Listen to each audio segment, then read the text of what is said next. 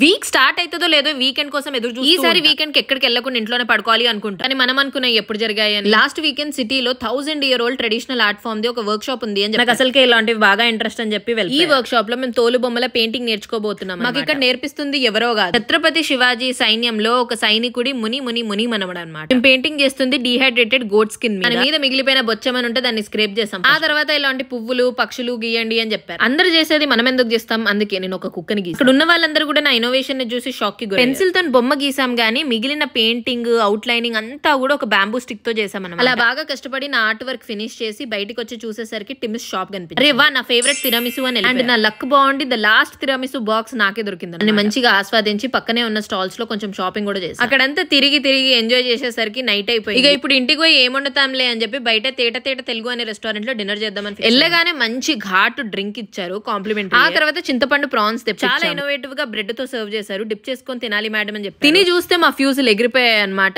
ఇంత flavourful prawns ఎప్పుడు తినలేదు. ప్రాన్స్ కూడా ఇట్లా నోట్లో పెట్టుకుంటే కరిగిపోతుంది. నెక్స్ట్ మటన్ కర్రీ ఇంకా కొబ్బరిపాలు అన్నం సిజ్లర్ మీద బగ్గుమని ఉడుకుతున్న మటన్ కర్రీ తెచ్చారు. తింటే మా అమ్మమ్మ చేసిన మటన్ కర్రీ కూడా. Next item was the highlight of them all. మీరు chicken platter non veg platter వినుంటారు కానీ కర్డ్ రైస్ ప్లాటర్ ఎప్పుడైనా విన్నారు? వీళ్ళ కర్డ్ రైస్ ప్లాటర్ లో 3 types of curd rice serve. ఒకటి సాబుదానా కర్డ్ రైస్, ఒకటి వర్మిసెల్లి కర్డ్ రైస్, ఇంకొకటి మన నార్మల్ టెక్స్చర్ డిఫరెంట్ ఉంటది అని అనుకున్నాం గానీ టేస్ట్ కూడా డిఫరెంట్ ఉండే. ఒక్కొక్క కర్డ్ టేస్ట్ ఒక్కొక్కలా ఉండే. అద్భుతమైన తిండి తిన్నందుకు ఒక పేజ్ నిండా రివ్యూ. డెజర్ట్ కి మళ్ళీ తిరామిసు తిని గుడ్ నైట్ చెప్పేసాం. Okay bye cuties.